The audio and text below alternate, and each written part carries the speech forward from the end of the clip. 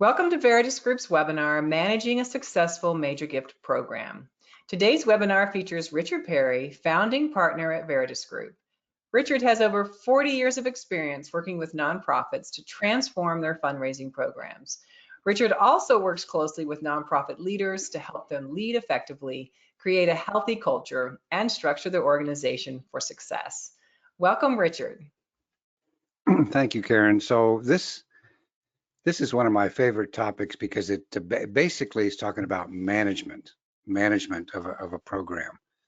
And I haven't seen too much content out there in the marketplace from thought leaders on the subject, because mostly when people are talking about major gifts, they're talking about the strategies of major gifts, you know, how to do a meeting, how to schedule a meeting, how to handle a donor, and so on. Now, we do all of that as well. But one thing we've realized is that sometimes, and oftentimes, the actual management of the program is what it goes astray and causes the thing not to be as successful as possible. So that's why we put together this whole webinar on the elements of managing a successful major program. And of course, this is me, and Karen already told you all those things there, so I can just skip over all of that and get on with it. But here's what we're going to talk about today: some of the key principles. In other words, what is it that makes for good fundraising management?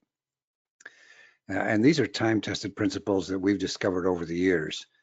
The second thing is the pipeline, the donor pipeline. And if you've not heard that phrase before, then this is going to be good for you, because it's an important thing to understand.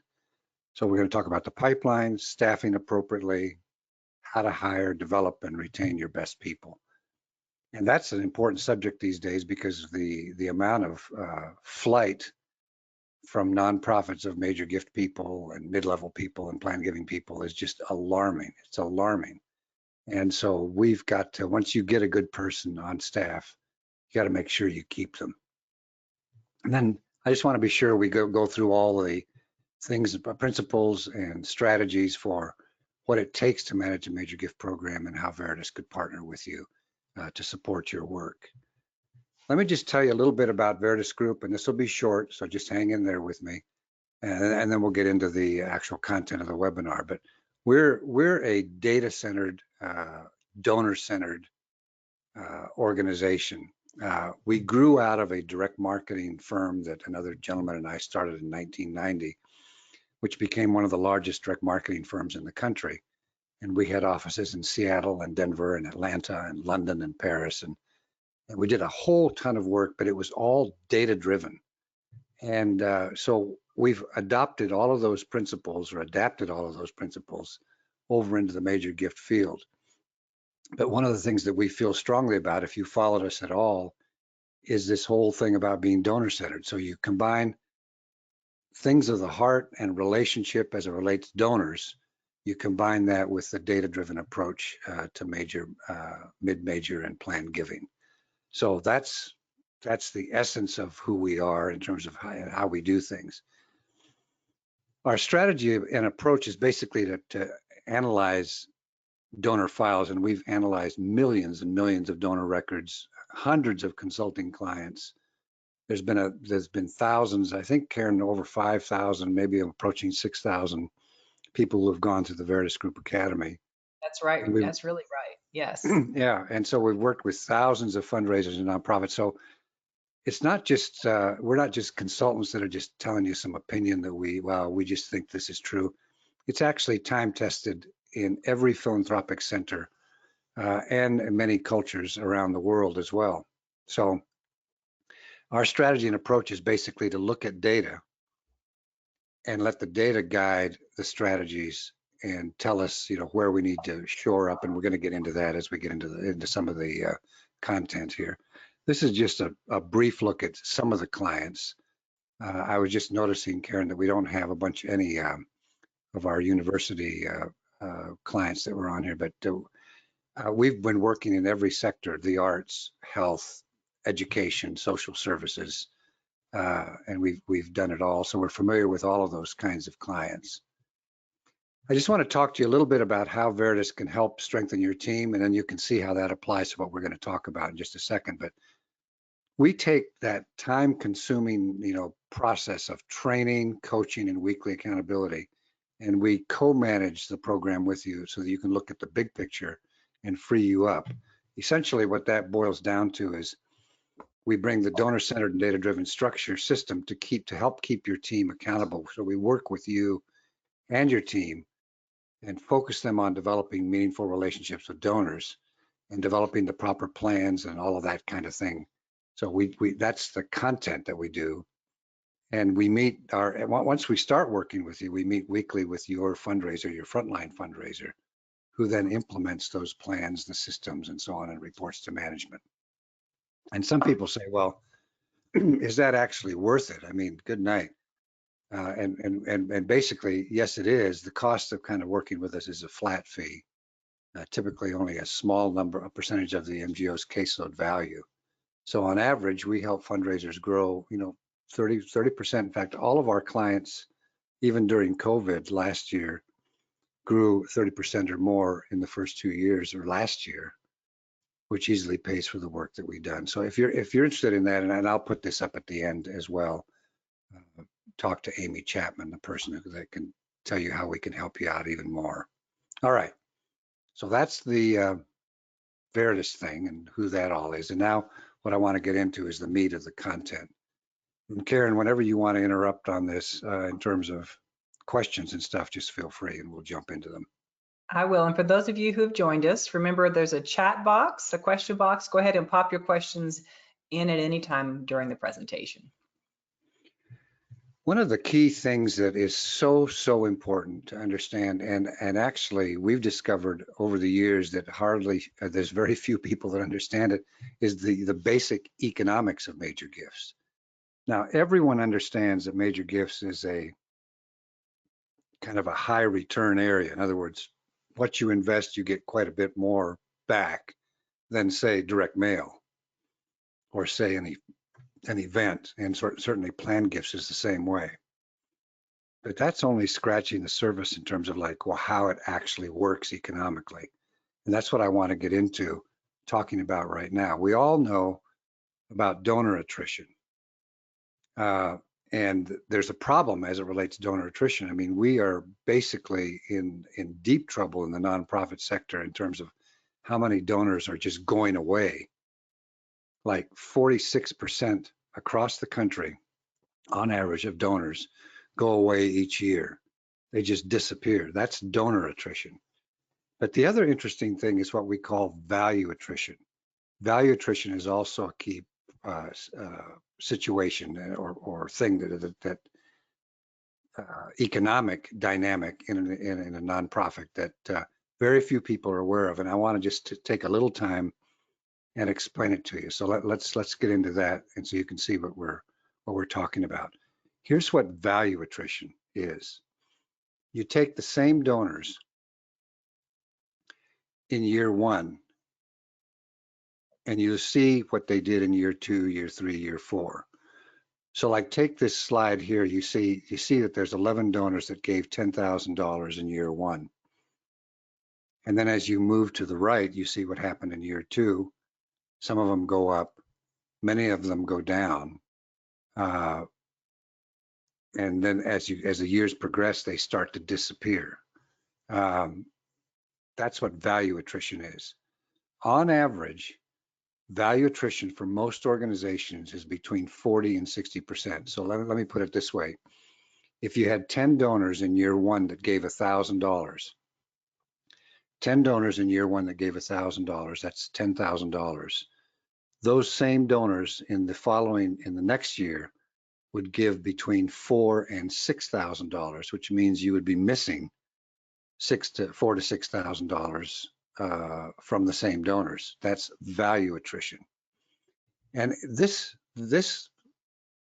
point here is not paid attention to like it should be. So let me give you an example of that. Here's an actual scenario from an organization that we've worked with, where the development director basically said, well, For our 1,000+ cum donors, we're up 21.09% over last year. So you see in that view number 1 that giving was 2.56 in year 1. It was 3.1 in year 2, an increase of 540,000. Everybody's happy. Parties, slaps on the back, claps, applause, everything. 21.09%. But the fact is that the income from the donors who gave 1,000 cum in year 1 versus the income from donors who were giving 1,000 cum for the first time in year 2 is what actually sheds light on the fact that that cohort of donors that gave 1,000 cum in year 1 actually went down by 1.254 million, or a 49% drop. So the new money has covered up the loss of old money. Now, if you haven't looked at your donor file this way, you really, really need to. And believe me, we very rarely find a donor file where that loss per year isn't between 40 and 60%, which is actually really alarming. Because if you can change that, and you can, if you manage the donors properly, you can change that from a loss of 40 to 60% to a loss of between 7-8% to 11-12%, which means that that's a huge savings to your organization. And that just is by just treating the donor as they should be treated. So this is a very, very important topic. And by the way, we do this analysis for free. If that's something that you'd be interested in, just contact Amy at the end of, and I'll show you the contact information at the end. And Richard, I just put it in the chat box as well, the link to it. Good. Here's an example of revenue and attrition. So year to year, so this is another actual example, year to year value change. So the giving went up to 6.98% from year 2 to year 3. And the period value change was up also 6%. So you see that there's an example of like, oh my goodness, our giving has gone up by 6%. But when then you look at the details below that, you see that in year 1, for the first class of donors, it went down by 30%, then back up 12. So there was a loss there of 3.2. And then the second group, these are individuals now, 3.4 down to 3.48. I mean, so there's a slight loss, no, a slight gain of 2%. But still, if you combine both years, you have a loss of $3.2 million. That's of the individuals. And then you take the organizations applying the same logic, and you have a loss of 6.8. I hope you're able to follow me on this. But my point here is that whereas it looked like we were up 6%, and we actually were up 6%, but in the meantime, we lost $6.8 million from donors that went away. This is a very, very clear example of value attrition. We had one situation of a very large client where the value attrition of the 1,000+ cum donors in a large geography, and this is a very large organization, the loss from those 1,000+ donors was $148 million. And if I told you who this charity was, you would know exactly what I'm talking about. But the bottom line for that charity is they were up like about 4 to 5%. But in the middle of all of that, we had that kind of loss. So it's very, very critical to understand as you think about the economics of major gifts, you think about not only donor attrition, but more importantly, you start to analyze value attrition, which is very, very critical. All right, here's the second point, and I want to focus on caseloads and donors. If you've followed our writings and our philosophy and our strategies, you've noticed that over the years we've basically been saying a caseload has to have donors that are qualified. And by qualified, we mean you've actually reached out to a donor and received a signal from them that they actually want to be talked to in a more personal way. Now, the reason this is important is that in our experience, in all the analysis we've done over years and years and years of doing this work, only 1 out of every 3 donors that meets the metric of a major gift. So if your metric is 1,000 cum in any one year, and that's a major giver.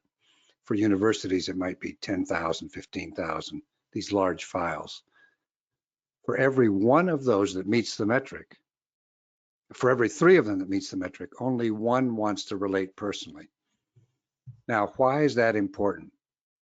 That's important because if you just sort of like put donors on a portfolio or on a caseload because they met a metric, your major gift officer, your frontline fundraiser is going to be very frustrated because only 1/3 of that portfolio will actually respond. So there'll be a lot of no's, a lot of silence, a lot of rejection, and there won't be much enthusiastic reception to the calls and the discussions and the connections that the major gift officer wants to have.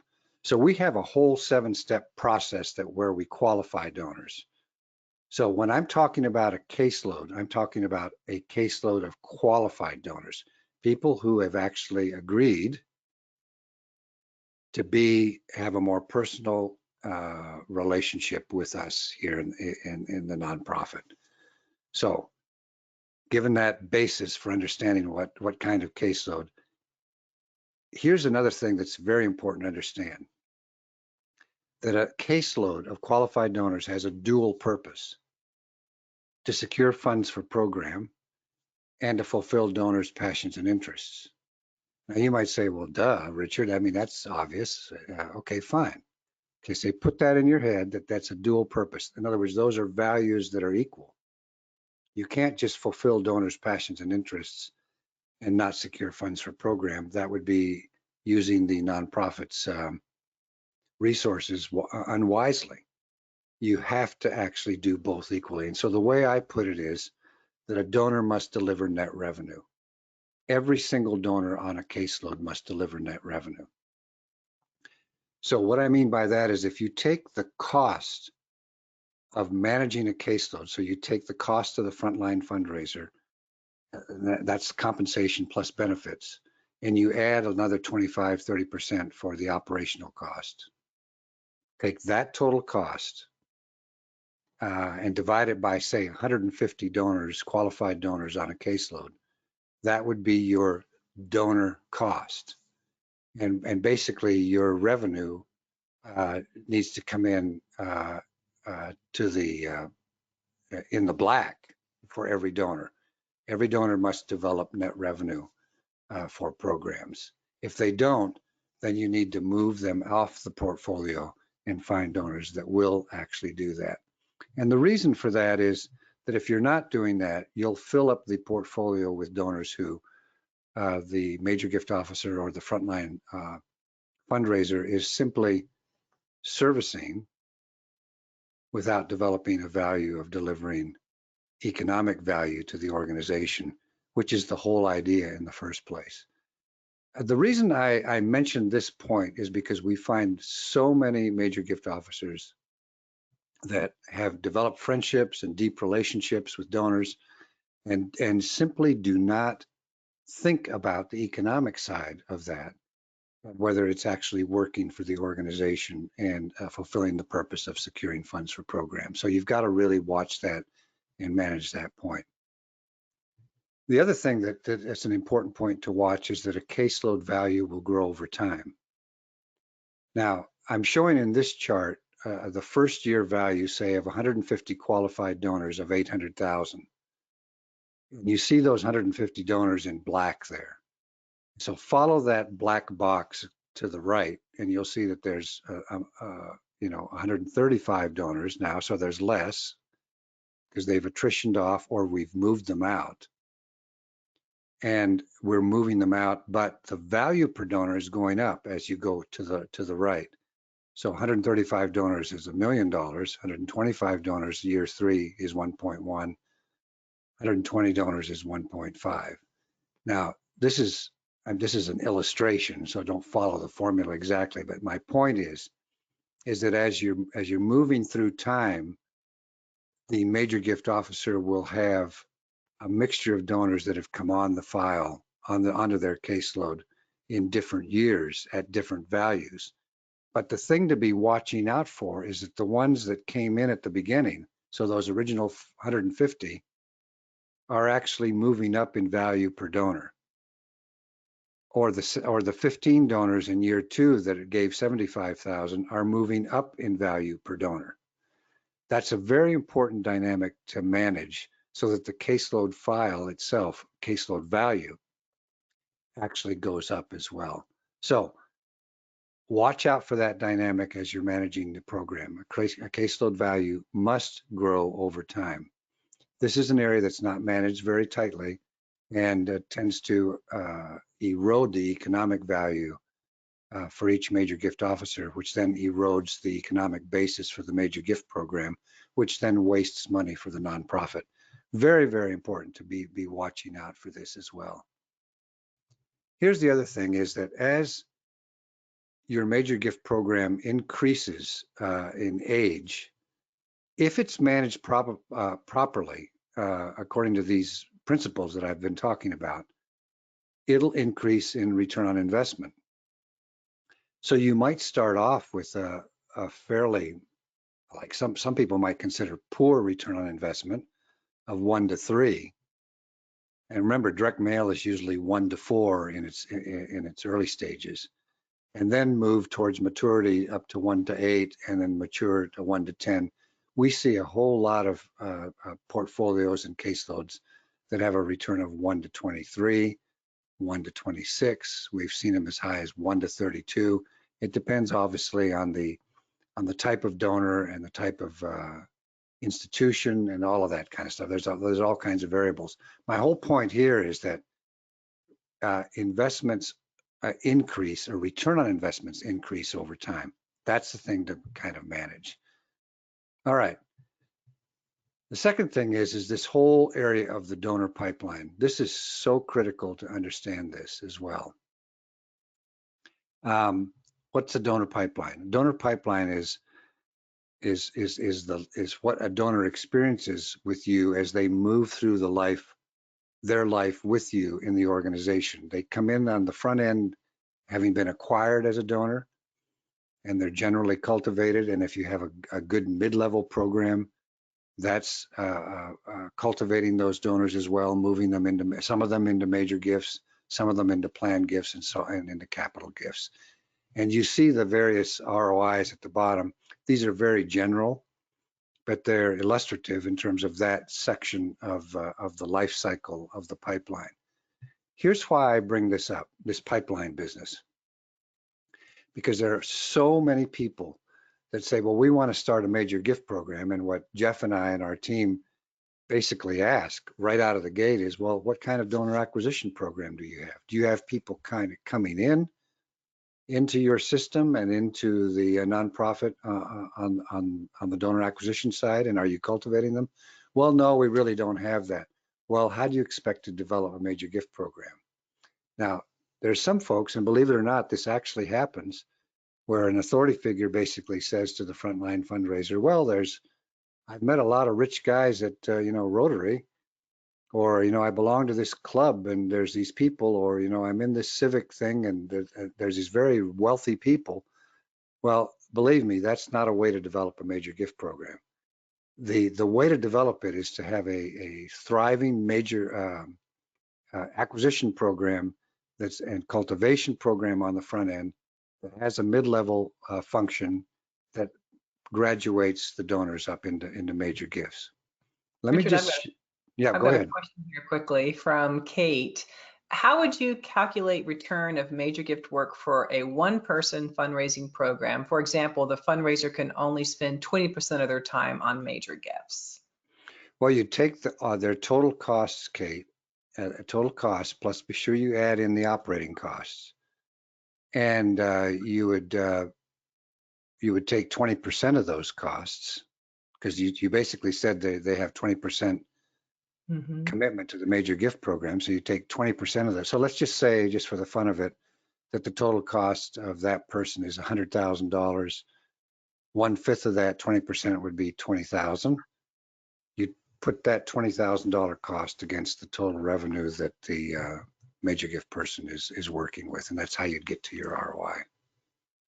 Thank you. I'll come back with more questions. All right.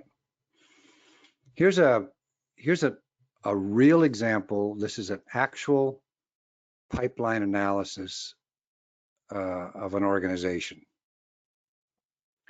So over here on the left-hand side, you see the cumulative amount. So the 0 to 24.99, how many donors there are in 2018, what they all gave, and what the average gift was. You see that 37,000 donors gave 526,000, average gift of 14. And then you see how in the next group, $25 to $49.99, there's also 37,000, and so on. And you go down to 1 million plus, there's no donors. 500 to a million, there's 5 donors, and what they gave and what the average gift was. Now, this looks like a really healthy file. In other words, the total giving in 2018 was 32 million. Total giving 2019 is 36 million. Total giving in 2020 is 50 million. I'm looking at the very bottom of the chart there.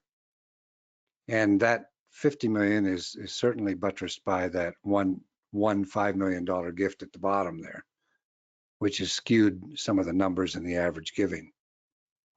But here's the thing to notice is if you look at the donor counts, so the total donor counts in 2018, let's just look at that one, is 159,000 donors, 159,154 donors, of which most of the donors are under $5,000 giving. You see for that 3,565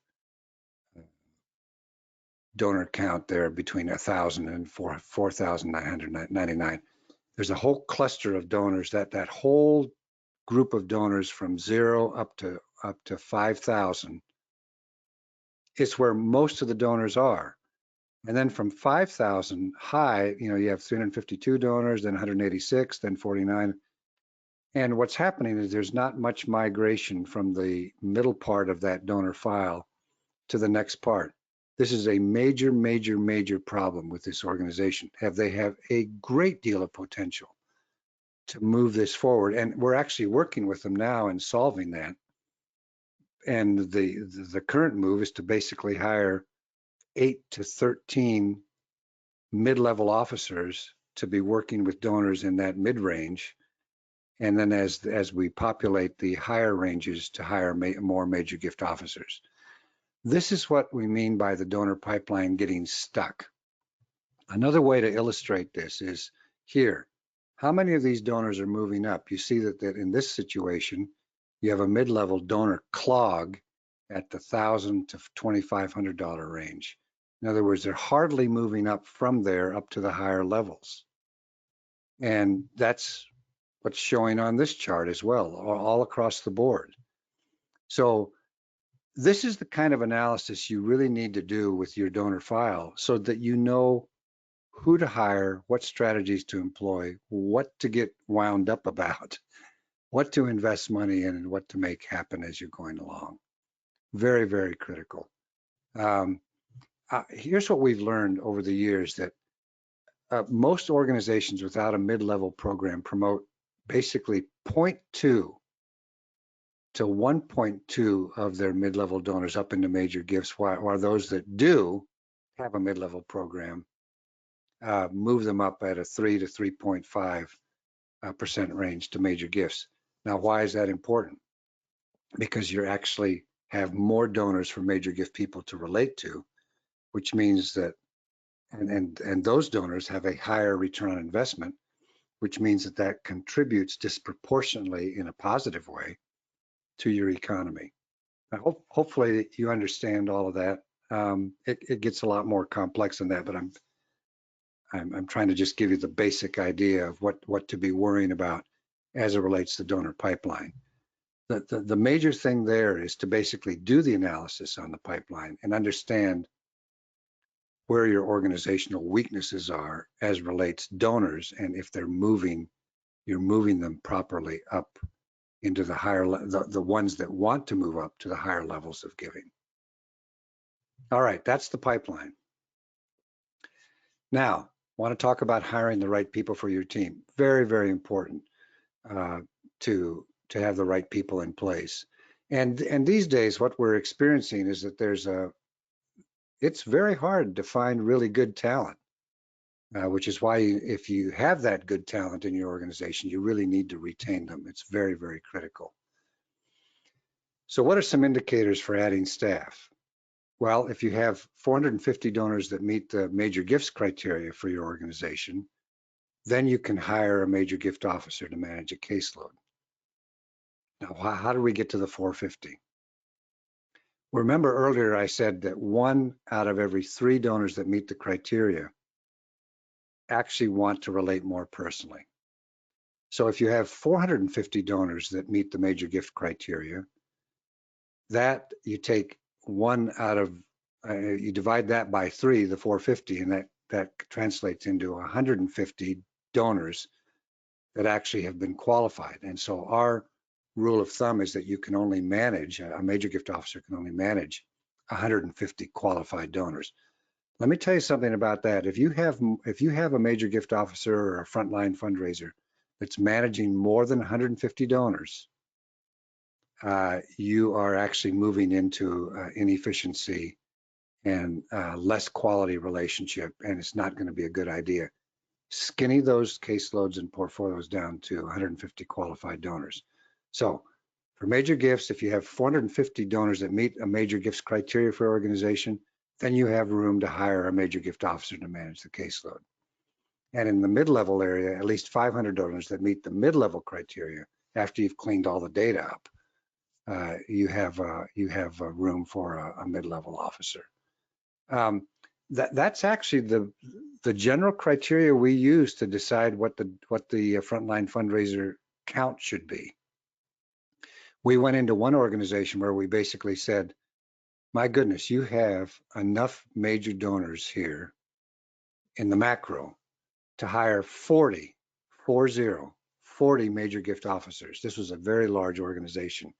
And over 2 years, we did just that and placed them. And the program is just going absolutely wonderful right now in terms of the response and in terms of the reduction of value attrition and in terms of the revenue being raised. So do the math and figure that out for your organization as well. Things to consider in terms of hiring staff and all that. Well, the first thing is the right job description. I mean that, and I'm going to get into that in a little more in a little bit in the next slide. We've seen so many job descriptions that are wrong, and they have the person focused on the wrong stuff. I mean, I saw one job description recently for a major gift officer that was like 6 pages long. History of the organization, vision of this, all the rules and regs, all the bureaucracy, what HR wanted you to know, and on and on and on with a bunch of nonsense, honestly, that didn't make any sense, wasn't pertinent at all. I'm going to talk to you in just a second here about the 5 things that should be in a job description for the 5 points for a major gift officer. But the job description is a very, very important thing. Of course, you need to have metrics. We're going to talk about that. You got to be very clear about the ROI expectations. This is a very important one, the ROI thing.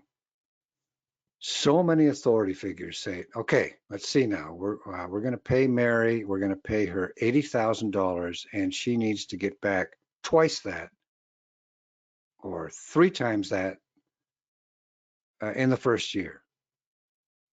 And I'm thinking like, well, how did you decide that?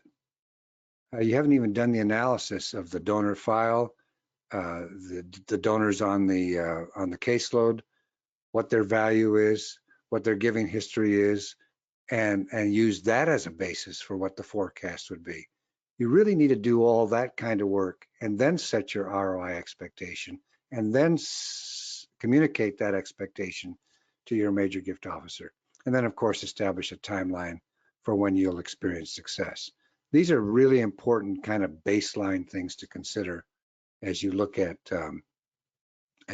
setting things up properly for a major gift person. But starting with the job description, here's a couple things that's very, very important. Do not include anything outside of specific donor work in the job description. Here's what happens if you do. You got the major gift person helping with events. They're even doing airport runs for the board members they're doing everything. We had one situation where and I am not kidding, this is the honest truth, that there was actually an expectation in this organization that the frontline fundraisers, along with everybody else, was doing their share of janitorial work in the home office. I have never heard of anything quite like that, but that's the honest truth. You should see, we were just absolutely shocked to see that. Now, that's the exception, but what isn't the exception is event involvement in other meetings and other things like that. It's so important to be very, very precise about what this person is going to be doing. And then secondly, to set up the right expectations. Let's talk about the job description real quickly. The first thing that I'm always concerned about in a job description is basically the title. We have a rule, and we're always suggesting this to our clients, is do not use anything related to money in the title. So like major gifts officer, that should be the internal title, not the external title. We're not going up to a donor and saying, hi, I'm the major gifts person, which immediately sets a tone with the donor that they need to give a major gift because you're the major gift person. Instead of call the person a donor relations director, you're relating to the donor, or some other kind of title that does not have anything to do with money in it. So that's the first point in our opinion.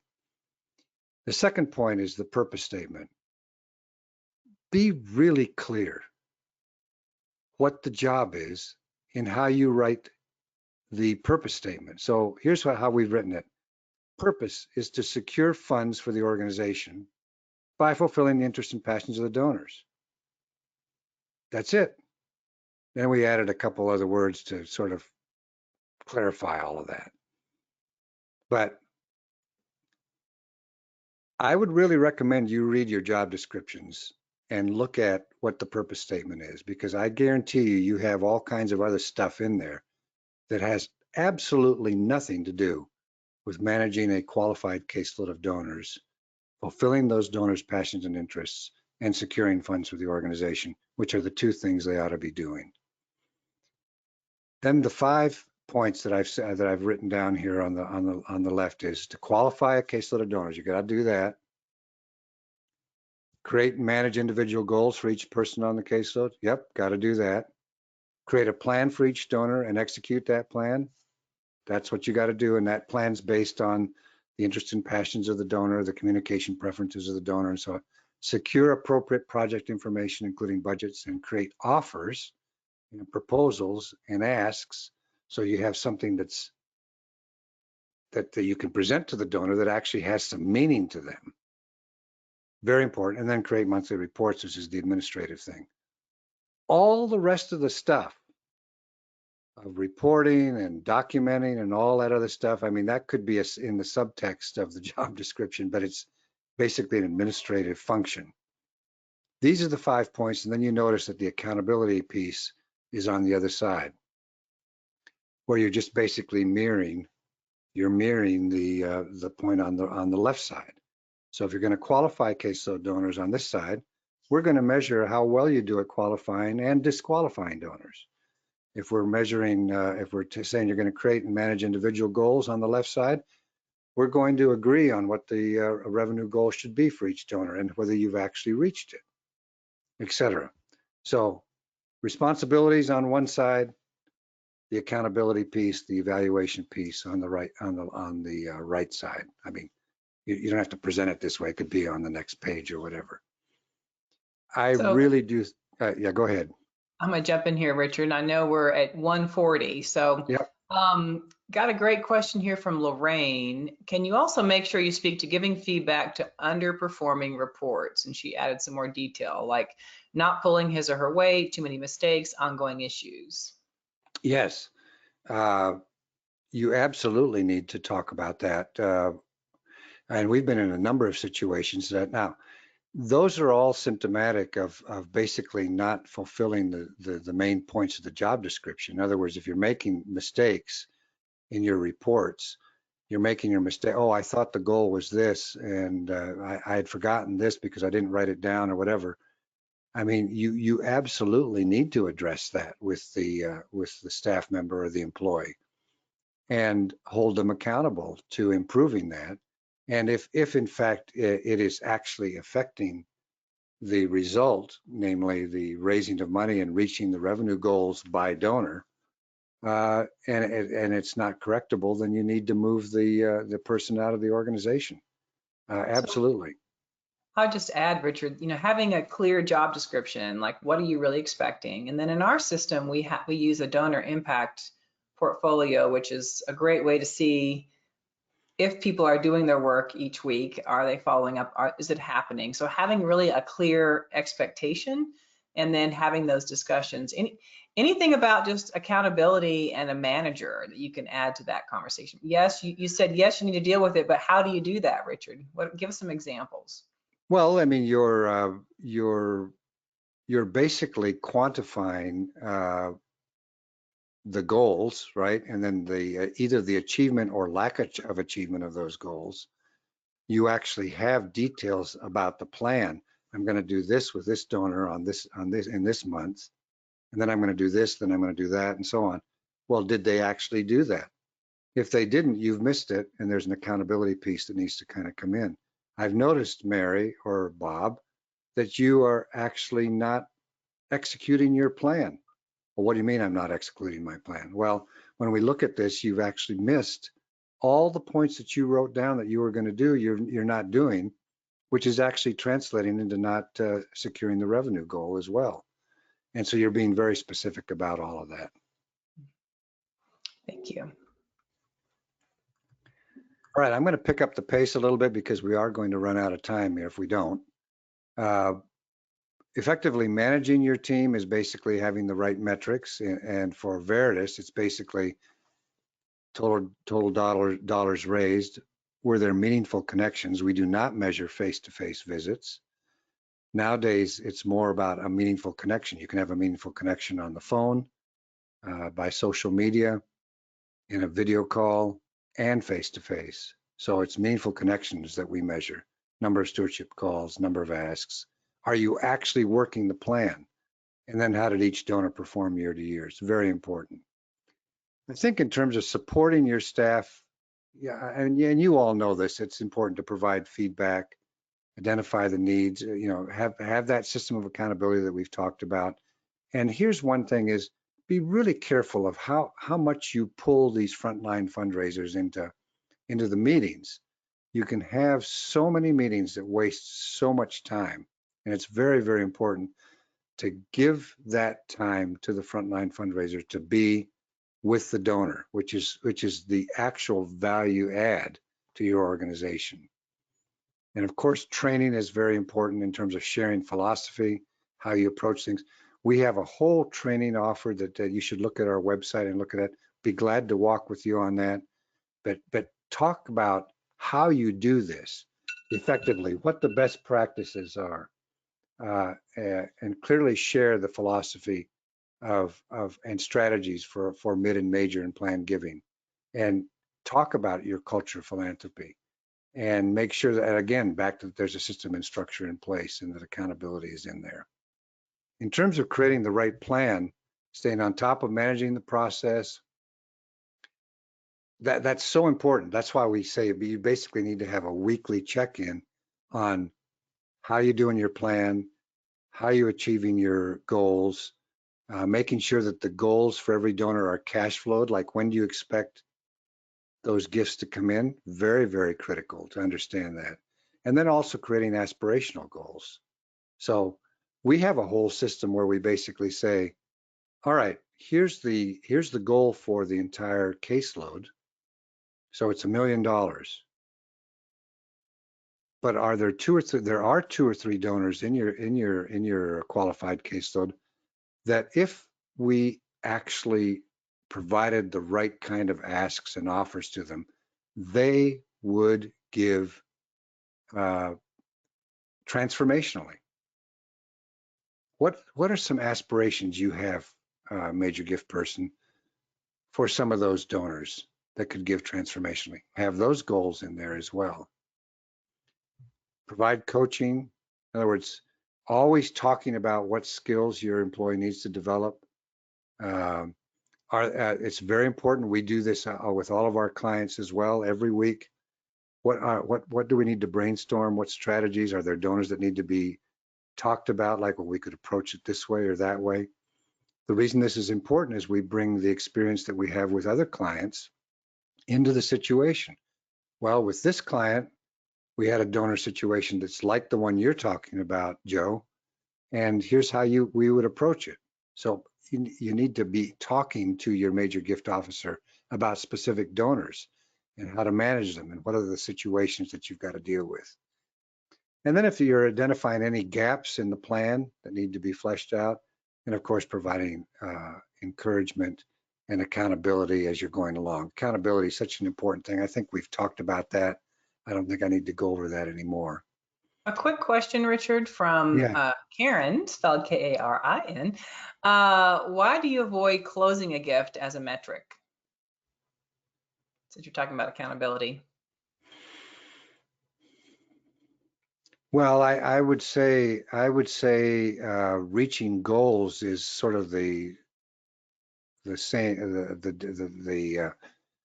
the side of the coin that's the same as closing. I mean, in other words,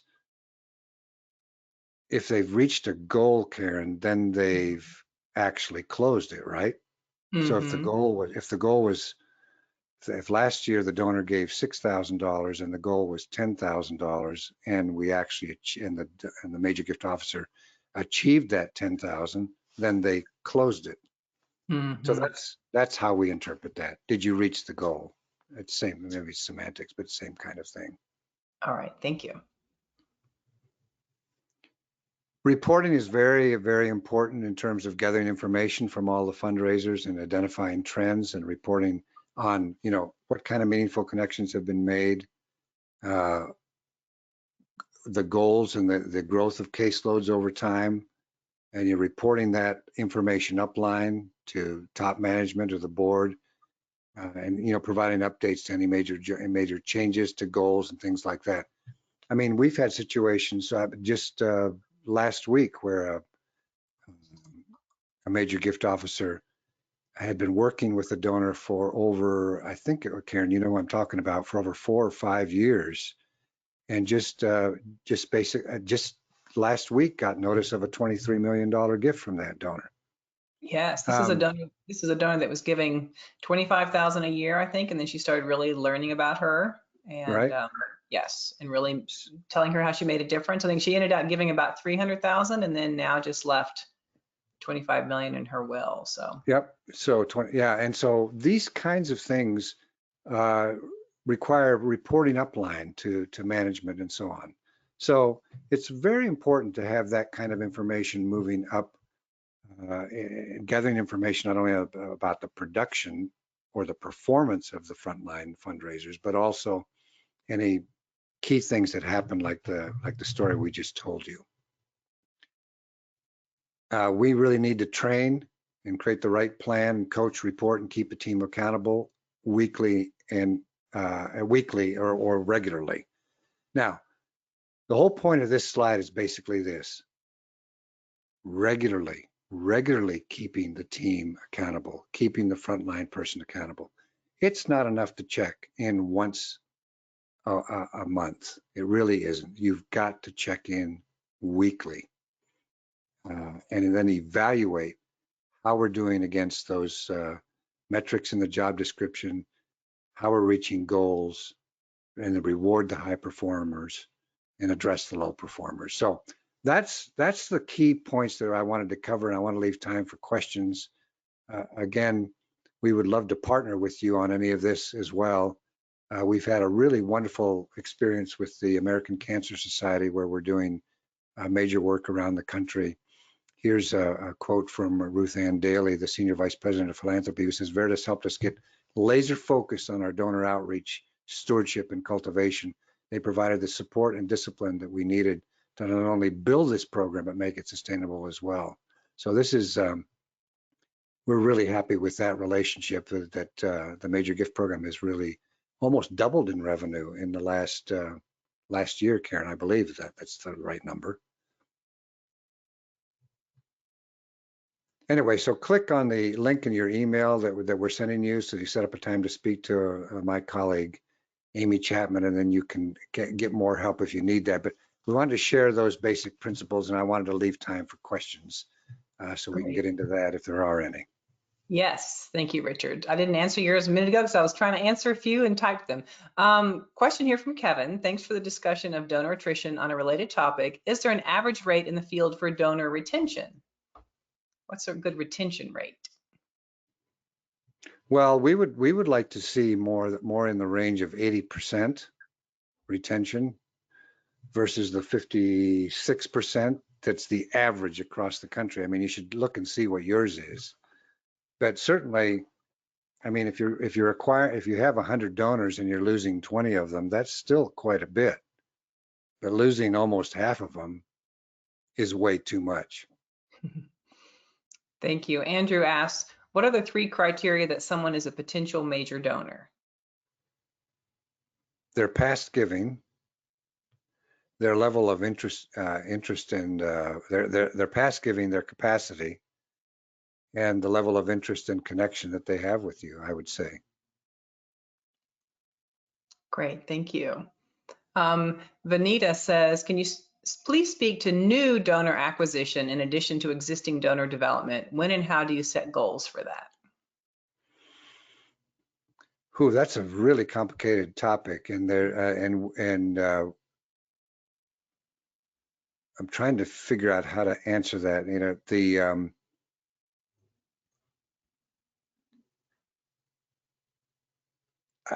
the first thing, I mean, if you've not had a donor acquisition program, then of course the first thing you've got to figure out is what kind of offers and asks you need to develop to put out into the public square so that you can identify those people that are interested in your cause and they'll come in.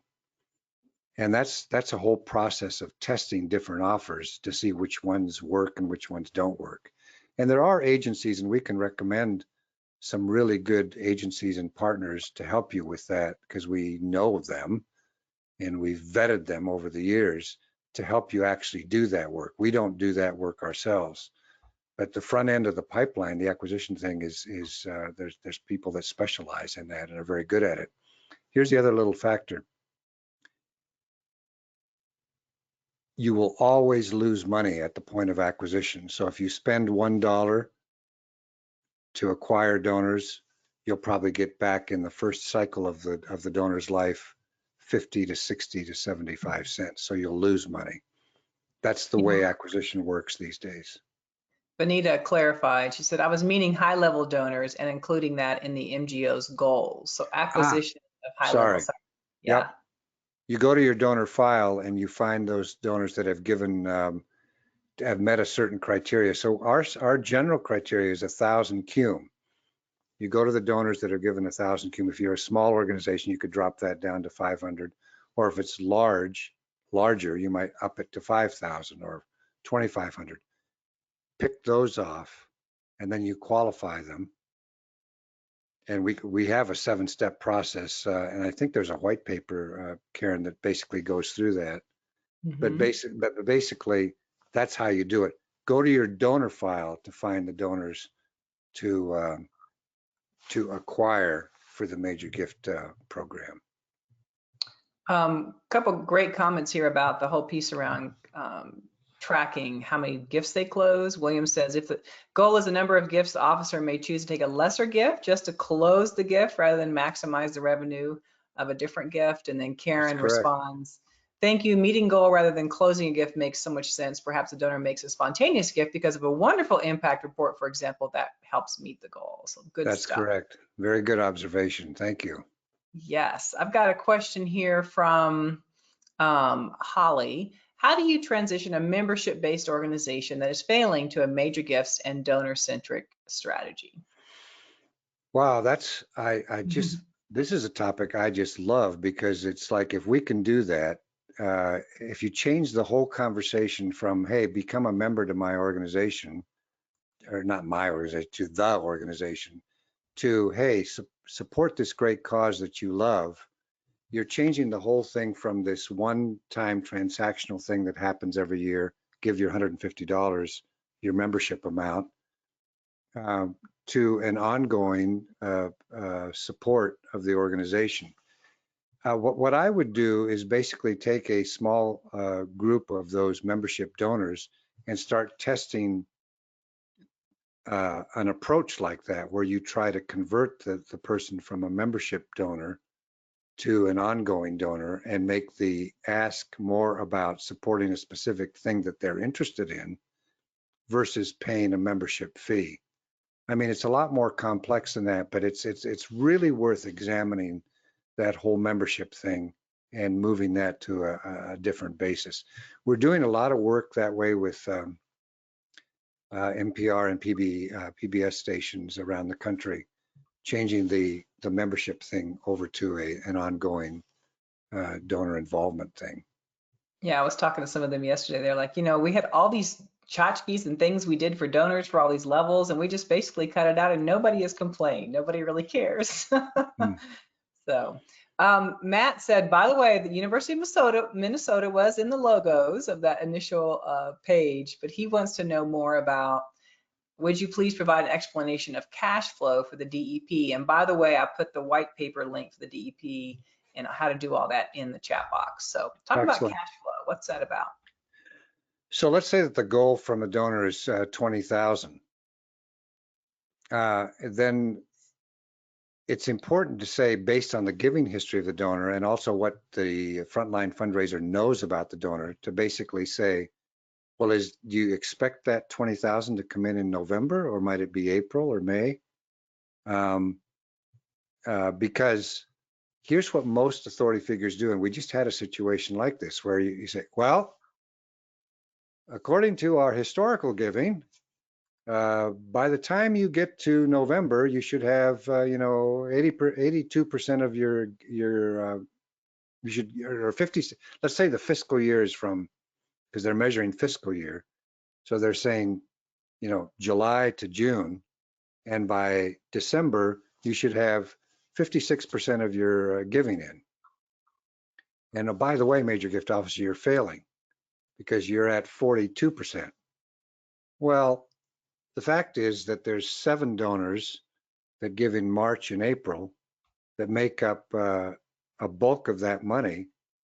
And so if you've cash flowed it and you've put those expectations in by month, in other words, you break the goal down for every individual donor by month, it translates immediately into the proper way to say, well, what should have come in for that month versus just some very general thing. That's what I was trying to say.